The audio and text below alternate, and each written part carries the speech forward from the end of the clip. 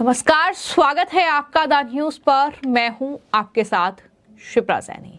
मोदी सरकार एक तरफ वन नेशन वन इलेक्शन योजना को देश भर में लागू करने की तैयारी कर रही है, तो वहीं कांग्रेस पार्टी के बाद अब आम आदमी पार्टी ने एक देश एक चुनाव यानी वन नेशन वन इलेक्शन का विरोध किया है और आम आदमी पार्टी ने इस मुद्दे को लेकर अब एक उच्च स्तरीय समिति को अपनी सिफारिश भेज दी है। यानी आम आदमी पार्टी ने अब लेटर लिखा है उस समिति के सचिव नितिन चंद्रा को, जो समिति वन नेशन वन इलेक्शन पर विचार ले रही है तमाम राजनीतिक दलों के।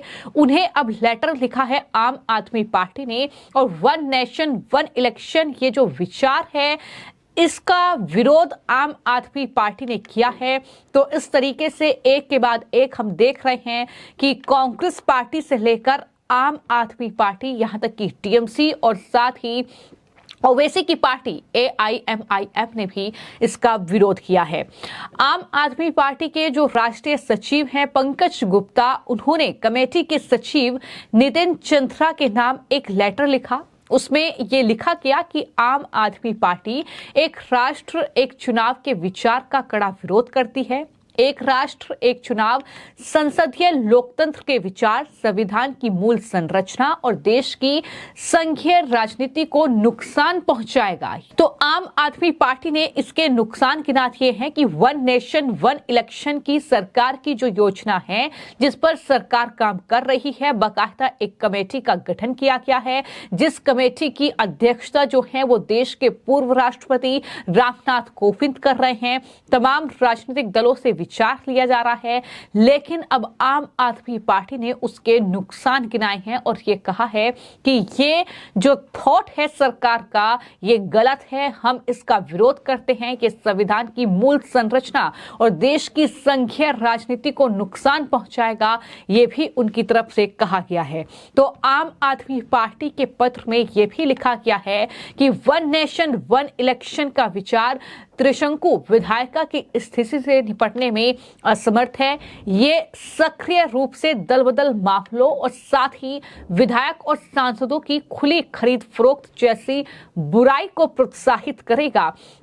यानी अगर वन नेशन वन इलेक्शन योजना लागू हो जाती है तो उससे विधायकों की खरीद फरोख्त बढ़ जाएगी, उसको प्रोत्साहित ये दरअसल योजना करेगी। एक साथ एक चुनाव कराने से जो लागत बचाने की कोशिश की जा रही है वो भारत सरकार के सालाना बजट के लागत का 1% भी नहीं है।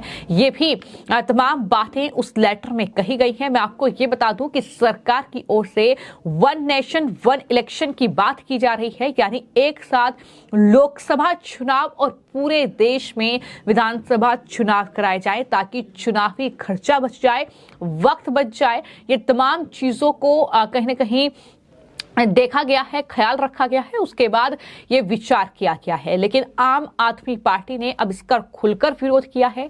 इसके अलावा कांग्रेस पार्टी ने भी इसका विरोध किया। और आपको मैं ये बता दूं कि शुक्रवार को ही कांग्रेस पार्टी की ओर से एक बयान जारी किया गया।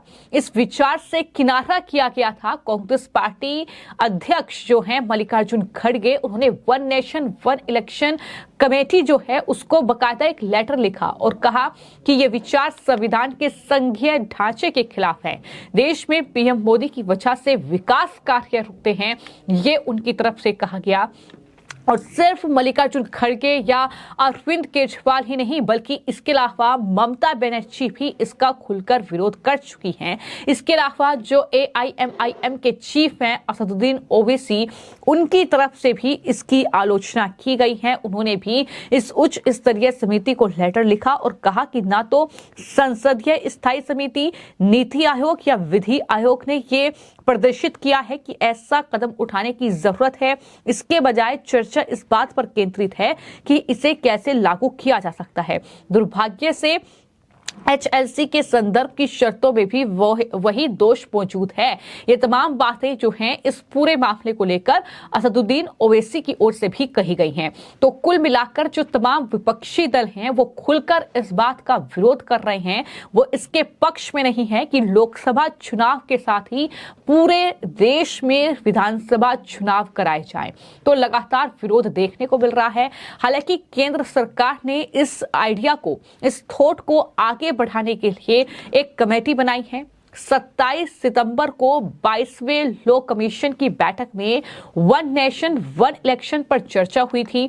और आपको मैं ये बता दूं कि देश का विधि आयोग मौजूदा विधानसभाओं का कार्यकाल बढ़ाकर या घटाकर 2029 से लगभग चुनाव के साथ सभी के चुनाव एक साथ कराने के फॉर्मूले पर काम कर रहा है।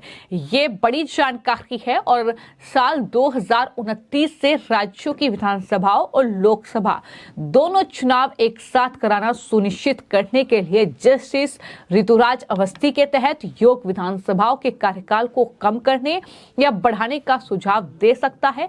इसी सिलसिले में राजनीतिक दलों की राय भी ली जा रही है और इसी कड़ी में तमाम राजनीतिक दल जो हैं इस कमेटी को लगातार अपना लेटर लिख रहे हैं। तो सरकार एक तरफ इस पूरे योजना को अमली जामा पहनाने की कोशिश कर रही है। जैसा कि मैंने बताया कि एक राष्ट्र एक चुनाव यानी वन नेशन वन इलेक्शन की अवधारणा को पूर्ण करने के लिए पूर्व राष्ट्रपति रामनाथ कोविंद की अध्यक्षता में कमेटी बनाई गई है और उस कमेटी की कोशिश जारी है कि किस तरीके से इसको दरअसल लागू किया जाए। और वन नेशन वन इलेक्शन पर लॉ कमीशन की रिपोर्ट लगभग तैयार हो गई है, इस तरह की जानकारी भी मिली है। ये रिपोर्ट जल्द पेश की जा सकती है। जानकारी के मुताबिक अगले हफ्ते law commission one nation one election समिति को अपना पक्ष और तथ्यों के बारे में बताएगा। इस तरह की जानकारी भी सामने आई है। तो कुल मिलाकर वन नेशन वन इलेक्शन को लेकर अब कहीं ना कहीं चर्चा एक बार फिर से देश में तेज हो चुकी है। सरकार की कोशिश यही है कि वन नेशन वन इलेक्शन को देश में लागू किया जाए। ये विचार जो है पूरे देश में एक साथ चुनाव कराने से है। इसका अर्थ बिल्कुल साफ है कि पूरे देश में लोकसभा और सभी राज्य विधानसभाओं के चुनाव एक साथ होंगे। दोनों के लिए एक ही वक्त के आसपास मतदान होगा। पर आज की बात करें तो विधानसभा और लोकसभा के चुनाव अलग अलग होते हैं। एक वक्त था जब भारत में चुनाव हुए, लेकिन बाद में फिर वही प्रक्रिया शुरू हुई कि लोकसभा और विधानसभा के चुनाव अलग अलग वक्त पर होते हैं अलग अलग राज्यों में। तो लेकिन चुनाव एक साथ हों और उसके पीछे सरकार की दलील ये है कि इससे पैसा बचेगा, जो खर्च होता है अलग अलग राज्यों में अलग अलग विधानसभा चुनाव पर वो खर्च बचेगा और साथ ही जो कहीं ना कहीं वक्त है जो जाहिर तौर पर चुनाव में जाया होता है वो कहीं ना कहीं बच जाएगा। लेकिन विपक्षी दलों को इसमें अपना नुकसान नजर आ रहा है क्योंकि जाहिर तौर पर ये हर कोई जानता है कि बीजेपी एक तरीके से जो प्रभाव है बीजेपी का वो देश भर में ज्यादा है बजाय कि विपक्ष की दलों के। तो कहीं ना कहीं इसका नुकसान विपक्ष को हो सकता है और यही वजह है कि इस तरीके की बातें करके लगातार वन नेशन वन इलेक्शन का विरोध विपक्षी दल कर रहे हैं। फिलहाल आपकी इस पूरे मामले को लेकर क्या राय है हमें कमेंट बॉक्स में जरूर लिखें। धन्यवाद।